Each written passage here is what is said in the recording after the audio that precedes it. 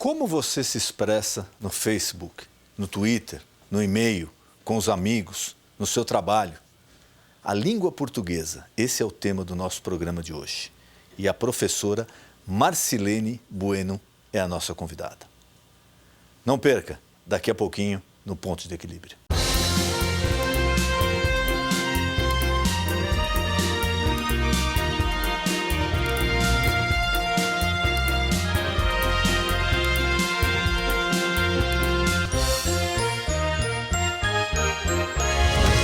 Com o avanço da tecnologia, as redes sociais assumiram um papel intuitivo na vida das pessoas, principalmente na comunicação. A linguagem utilizada nessas comunicações, que é informal, tem gerado discussões sobre a sua influência no desenvolvimento, na habilidade da escrita das pessoas. Você se preocupa com os erros na escrita quando você está nas redes sociais? Sim, me preocupo. Me preocupo. Eu até corrijo nas entrelinhas, assim. Se eu vejo que alguém escreveu errado, eu faço um comentário usando a palavra que a pessoa escreveu errado corretamente. Às vezes passa até despercebido. A gente vai acostumando, né? Correto, sim.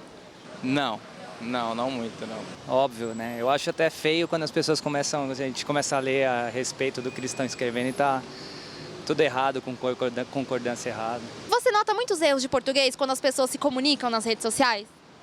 Sim, alguns absurdos, jeito com G inaceitável, porque até visualmente se percebe a grafia, né? Sim, muitos erros.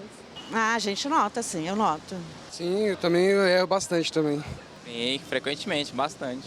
Justamente, eu ainda, se posso, eu ainda mando uma mensagem tentando ajudar a pessoa a corrigir o erro dela. Você fala ou escreve da mesma forma quando está nas redes sociais ou com seu chefe? Não. Não. Não, eu uso outro vocabulário, né? É bem diferente. Também depende para quem que vai a mensagem. Eu escrevo porque é um defeito que eu tenho. Eu não consigo, acho que tem que me aprimorar mais e poder estar corrigindo esse tipo de coisa. Não pode, né? Senão acaba misturando pessoal com profissional e bagunça, né? Toda vez que eu escrevo em rede social, normalmente eu procuro escrever do jeito correto. Redes sociais e a língua portuguesa é o tema que o pastor Denis Munhoz e seu convidado abordarão no programa de hoje. Não perca! Marcilene Bueno é mestre em língua portuguesa pela PUC de São Paulo e doutoranda pela Unesp de Guaratinguetá.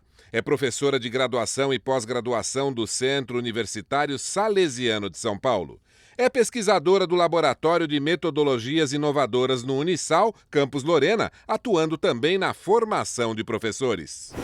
E hoje é com imenso prazer que recebemos Marcilene Bueno. Ela é professora de língua portuguesa. Professora, muito obrigado por ter aceito o convite. É um prazer receber a senhora aqui. Eu que agradeço. Eu realmente fico honrado em receber uma professora de língua portuguesa, porque é uma língua tão rica, tão bonita a nossa língua, e que, infelizmente, poucas pessoas se aprofundam na riqueza do nosso idioma e vem acontecendo um fenômeno, como a gente comentava aqui, mundial, e no Brasil não é diferente, da digitalização, da comunicação digital, que parece que vem atropelando também a nossa língua. É isso mesmo, professor? É verdade. Tão sonora, tão cheia de sentidos a língua portuguesa. E claro que ela se enquadra em diversos cenários. O contexto hoje da escrita digital é um contexto até bem-vindo, mas é preciso que a gente entenda que essa evolução da língua no ambiente digital merece cuidados também. Eu comparo muito a língua no ambiente digital, a língua portuguesa no ambiente digital, com a própria fala. A fala é muito difícil de ser controlada.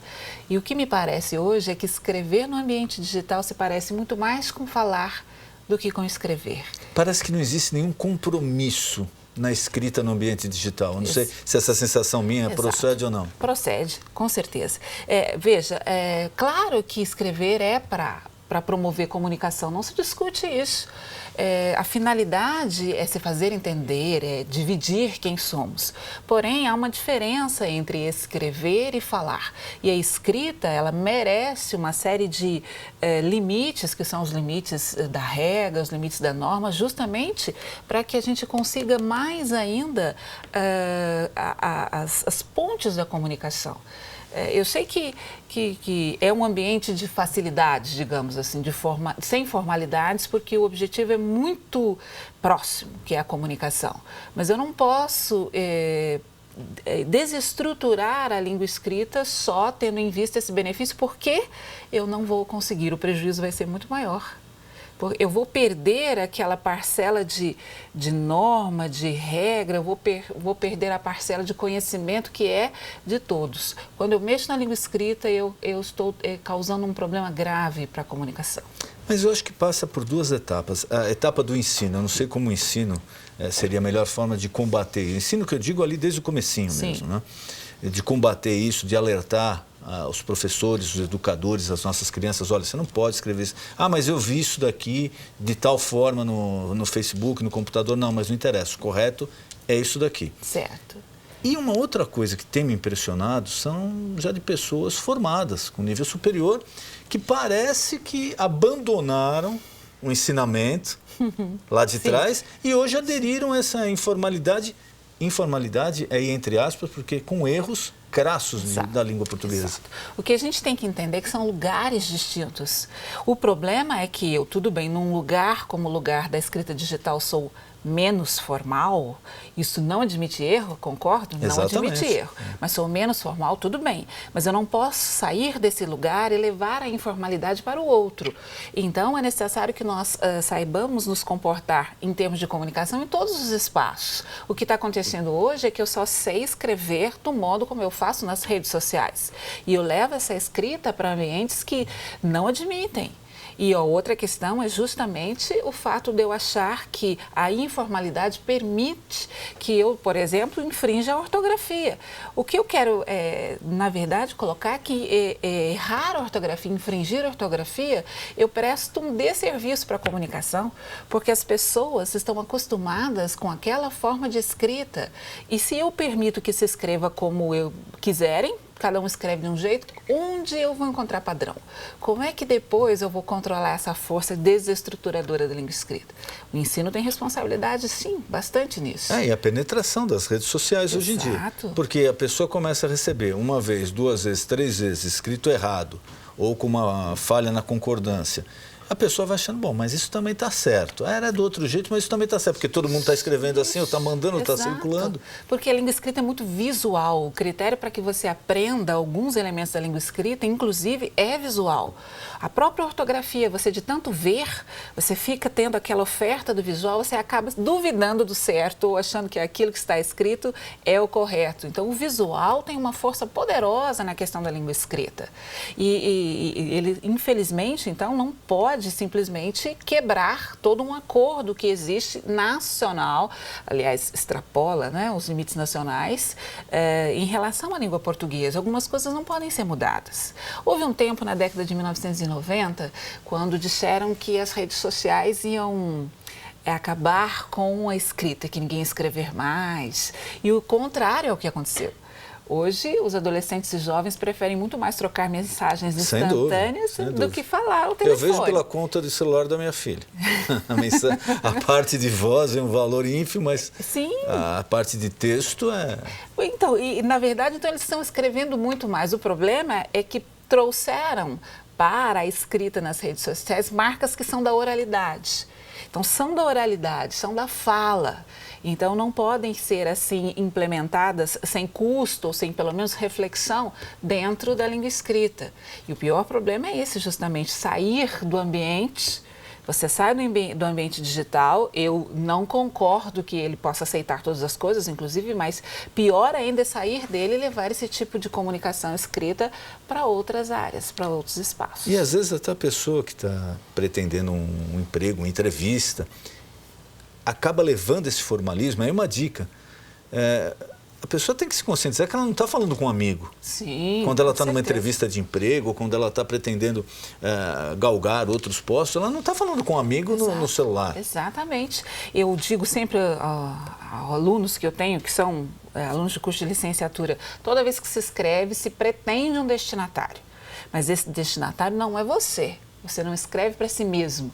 Então, precisa definir quem é e tudo que você escreve, a forma, o estilo, as palavras, os argumentos são direcionados para o outro, não para você. O que talvez acabe no ambiente virtual formatando os destinatários. Parece que são todos iguais, porque você escreve sempre do mesmo jeito. Ou você responde a um grupo. Sim, sim. Não é uma pessoa determinada. Exato. Você responde, de repente, para 30, 40, 100, Exato. 200 pessoas. É muito interessante a rede, é dinâmica, você vê essa condição que é muito própria da fala, como eu disse, de um grupo de pessoas interagindo ao mesmo tempo, na escrita é novidade.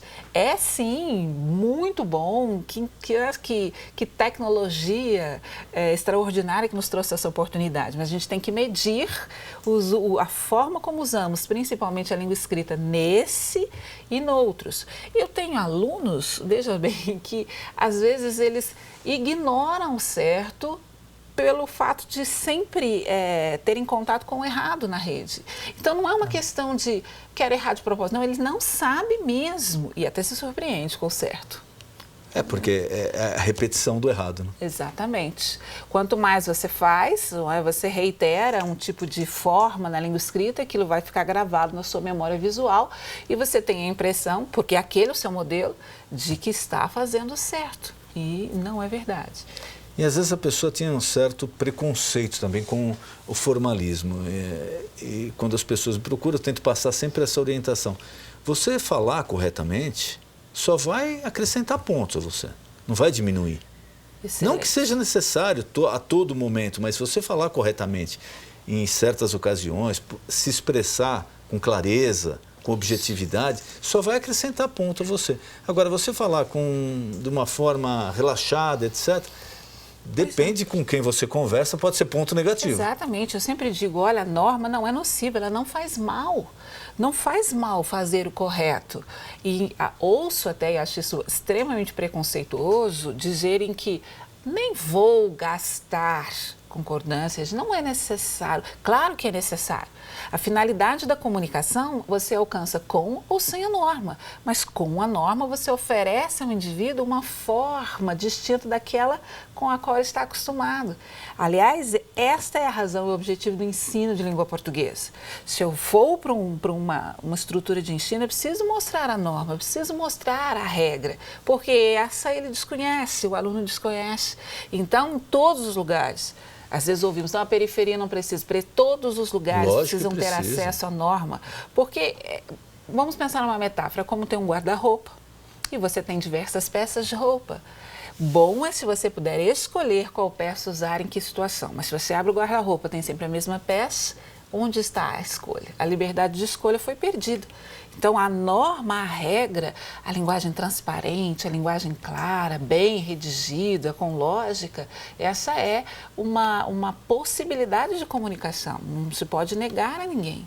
Inclusive, dentro desse assunto, a senhora comentou, uma colega sua, uma professora de poesia, foi nossa entrevistada há algum tempo atrás, ela falou que esse concurso foi promovido em várias regiões aqui de São Paulo.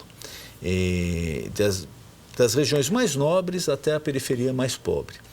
E ela ficou surpresa com o resultado que ela obteve junto à periferia. Ela falou, olha, foi maravilhoso. A aceitação do pessoal mais simples, do pessoal com poder econômico menor, foi muito boa. Inclusive, de lá, ela falou, pelo menos 3 ou 4 pessoas que participaram ali, que recém-alfabetizadas. Ela falou, tem um potencial de poesia enorme. Veja que excelente. Todos nós, temos sentidos, temos experiências, temos mundos imaginários e que podemos dividir com o outro por meio da palavra escrita ou da falada, mas no caso da poesia é da palavra escrita mesmo. E se eu não tenho condições de expressar o que eu sinto, o que eu penso, olha que prejuízo que nós temos. Não, influencia, independente da carreira que a pessoa pretenda seguir.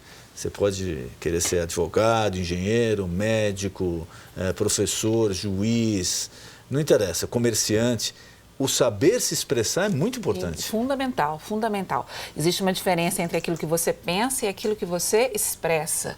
A categoria do pensamento é privada, só sua, e é desordenada. As ideias elas pulam, são dinâmicas. Quando você textualiza, é como se a gente puxasse um fio mesmo da mente e organizasse ideias. É uma outra habilidade cognitiva fundamental para o ser humano se estruturar. Por isso que eu tenho, assim, bastante gosto pela língua escrita, porque ela ajuda o indivíduo a ter pensamento organizado. E é um extraordinário ganho para a comunicação você ter essa capacidade de transformar em texto, né? Transformar em sequência, com sentido, aquilo que você pensa. Tantas vezes somos incapazes de expressar o que pensamos, isso é ruim para a própria condição humana. Esmerar-se, né, trabalhar em prol da melhoria da competência escrita é algo absolutamente necessário e não pode ser minimizado. Então, por exemplo, nas redes de escrita digital, nas redes sociais, tá bom assim, qualquer coisa serve? Não, e a sua capacidade de expressão? O diferencial. É, aquilo que você é, como é que você vai expressar? Quanto mais você expressa quem você é, como você pensa, você se constitui mesmo como humano e se torna alguém diferente no mundo. Muitos professores meus, já em faculdade, me falavam, olha, o melhor amigo da redação é a leitura. Leia. Leia que você vai desenvolver uma habilidade muito boa em escrever. Mas é lógico que a gente tem que ler o correto. Sim. Será que agora não está acontecendo? Porque o que me preocupa, professor, é o seguinte, a geração, a criança, o adolescente, ele está muito linkado, Sim. muito ligado a redes sociais. E a maioria das coisas que ele lê, ou vem de forma errada, ou vem de uma maneira de colocação errada também. Será que isso daí não está surgindo um efeito reverso, como é na escola que, olha, leia um livro que você vai aprender a escrever. Hoje eles estão lendo o quê? Sim, esse é um ambiente complexo. Veja, no ambiente virtual, o texto sequer é texto, é hipertexto. Então, ele tem acesso a sites, ele tem acesso a jogos eletrônicos, a redes sociais. A própria estrutura da rede social é muito dinâmica. Ler esse hipertexto, esse tipo de texto, vai dar ao indivíduo uma habilidade distinta da leitura do livro, porque as estruturas são diferentes. Um texto no papel, ele é linear, ele tem uma estrutura que sugere focalização, concentração, que você faça, não é, a decifração e a compreensão do texto seguindo uma linha. No hipertexto não é. Essa já é a primeira diferença, porque existe a figura no hipertexto de um leitor que nós chamamos de saltador. Ele está num site, ele está nesse momento centrado em alguma informação, mas outra informação vai chamar a atenção dele. Pulou na tela, ele salta para outro lugar. Então, ele vai para outro link. Claro que isso também é condição de acesso à informação, mas não com a mesma organização. Eu não vou valorar, eu vou dizer que são distintos cenários. É por isso que na casa, na escola, as crianças, os jovens, eles têm que ter essa percepção. São habilidades diferentes. E o texto que você tem na rede, inclusive, tem um aspecto ruim, que é você não conhecer a fonte. Então, nem todo texto que você lê na rede virtual, você tem certeza de onde ele vem e se o que ele diz tem pelo menos confirmação. Há livros em que isso acontece também, mas menos. Bem menos. Então, tem todo um processo editorial, Exato. É diferente. Então, esses elementos, essas variáveis têm que ser conhecidas por quem lê no ambiente virtual e quem lê no papel.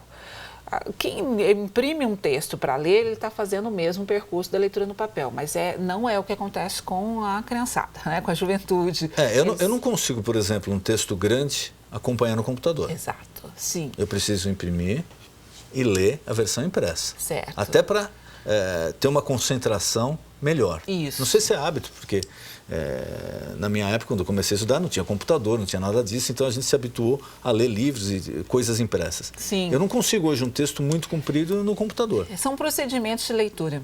O próprio Humberto Eco, recém-falecido agora, escreve um livro, não mais que 10 anos, se questionando sobre isso. A pergunta foi feita para ele: será que é o fim do livro, com o surgimento do ambiente virtual? Ele vai dizer que não, os procedimentos são diferentes. O livro, o texto escrito, muitas vezes você quer o papel porque você quer anotar nas margens, você quer grifar. E é justamente um procedimento mental, isso que as pessoas talvez não entendam. A forma de aprofundar-se, ter mais concentração é quando você está diante do papel e faz a leitura com a caneta, diferente da outra. É um outro procedimento de leitura. Eu levo o livro para onde eu vou. Eu posso levar um suporte tecnológico no qual eu leia textos? Também posso. Mas são distintas maneiras de lidar mentalmente com a informação. Diferentes. E resultados também diferentes. E a redação? O vestibular, pelo menos até a época que eu prestei, e parece que alguns anos depois, era dado um valor maior à parte de redação. Certo. Continua dessa forma? Não, bom, depende do concurso. Nós temos um concurso nacional como o concurso do Enem, você tem possibilidades das diversas universidades federais valorarem, dependendo do curso, mas por exemplo, a prova que você pode chegar a 1000 pontos sem que você tenha um critério, porque para as outras questões das outras áreas de saber, existe toda uma sistemática de pontuação, questões mais difíceis, mais fáceis, que mais acertaram, é diferente. Então, a redação você tem possibilidade de chegar aos 1000 pontos no Enem, que é o concurso nacional para os alunos do ensino médio. Então, ela tem realmente uma força imensa. Eu recentemente voltei para o ensino médio, voltei para fazer uma experiência com produção de texto, porque você está na universidade, faz pesquisas e aí fica aquela pergunta, será que eles sabem? Eu não fui fazer, vi que realmente nós estamos enfrentando obstáculos, mas há luzes no final do túnel. E sempre digo a eles que a nota da redação é uma nota de intenso valor, porque ele consegue com um só exercício e ela tem um peso grande na classificação. E peço sempre a eles, olha, pontuem no Enem com mais de 800. Mais de 800 pontos você está tranquilo, menos aí já é complicado. Eu tinha um professor de português que ele usou um exemplo que eu guardo até hoje. Aquela fase de vestibular, né? Então você está estudando de manhã, de tarde, de noite, dorme pouco, ansiedade, precisando se aperfeiçoar, etc. Ele falou, olha, você pega um problema de física, você vai passar lá 20, 30 minutos calculando o valor de X, vai para lá, sobe, tira, você vai queimar a cabeça lá, aí você acertou. Sim. Aí você está contente. Aí você colocou acento em Bauru, você perdeu 5 problemas daquele. Verdade. Então, realmente, era o peso que era dado na época à redação. Sim, que também tem, sim, hoje, ela tem um peso enorme, ela é condição de você ser eliminado, né? Se você errou a redação, você é eliminado do vestibular todos. Então, e é muito bom que tenha, porque, na verdade, quando você produz um texto, tudo que você sabe, física, química, matemática, biologia, história, você pode colocar no texto. O texto é o lugar onde o indivíduo se revela. O texto é quando ele consegue demonstrar quem é ele, o que ele sabe, a capacidade de articulação mental. Houve 1 ou 2 casos recentes sobre redação que eles copiaram uma música, né? Trechos de um hino de um clube, receita de um... receita de um... de um macarrão.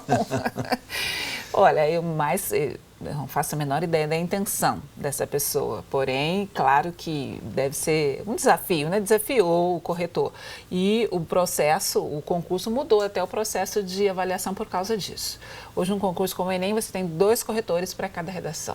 E se a nota entre eles, o final, for muito discrepante, tem uma 3ª correção. Justamente para não deixar passar esses deslizes. E o pessoal está pior em redação? Piorou muito? Vamos falar um comparativo de 20 anos para cá. Sim, o que para mim é muito claro.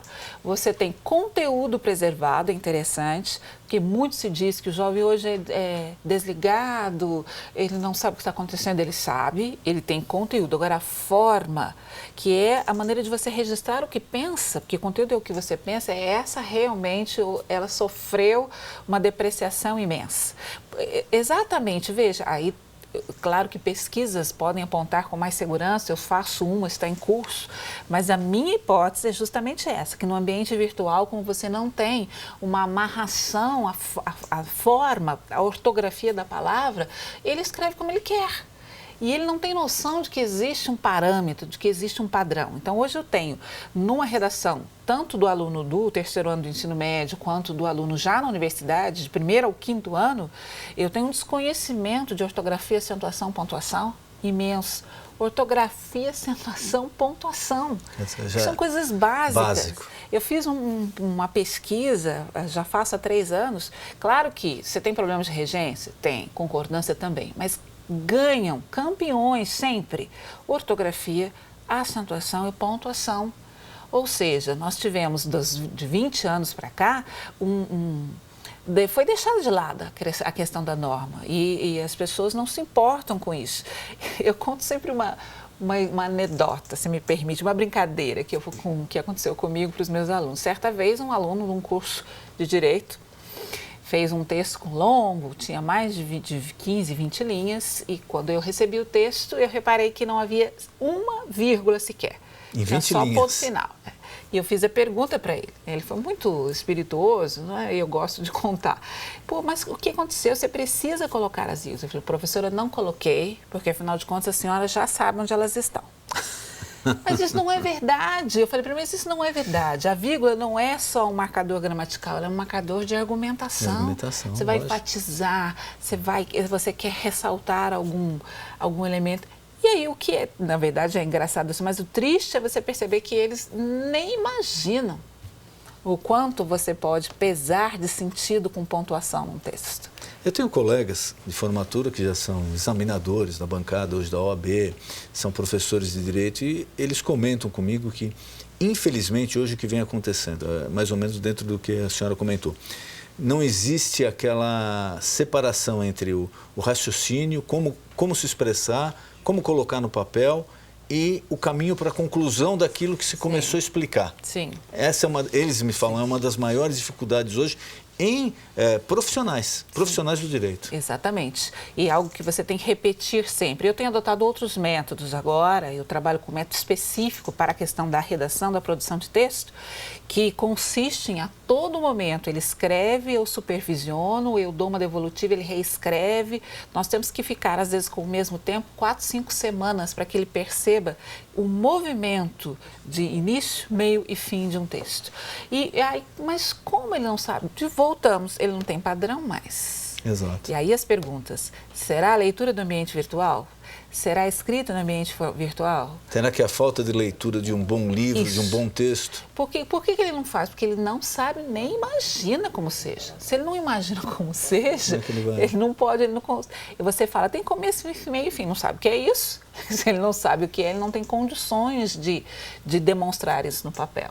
Então, hoje, eu não trabalho mais com produzir um texto, corrijo, devolvo. Produzir um texto, eu corrijo, ele reescreve, eu corrijo, ele reescreve, eu corrijo, ele reescreve. Vai na repetição. Até que chegue a um ponto, claro que eu tenho um limite, que daí eu vou pontuar. Ele não tem padrão, não é bom para ele, não vai agregar coisa alguma se ele escrever ou der uma nota. Porque ele não vai saber por que acertou, se acertar, e não vai saber por que errou, que é o caso mais frequente, quando ele erra. Professora, nosso tempo está se esgotando. Eu queria mais uma vez agradecer a presença da senhora e colocar à disposição algum tema que eu não perguntei, algum recado que a senhora queira passar ao nosso telespectador, por favor, fique à vontade. Eu agradeço demais pela oportunidade de estar aqui, né, de ter passado esses minutos. Estou à disposição. Vocês estão vendo os meus contatos. Eu sou professora de língua portuguesa e, pelo que acredito, demonstrei apaixonada pela causa. Então, qualquer tema eu gosto de discutir, estou à disposição de todos vocês. Professor, muito obrigado. Foi um prazer recebê-lo aqui. Eu que agradeço. O nosso encontro de final de noite, programa Ponto de Equilíbrio. Boa noite.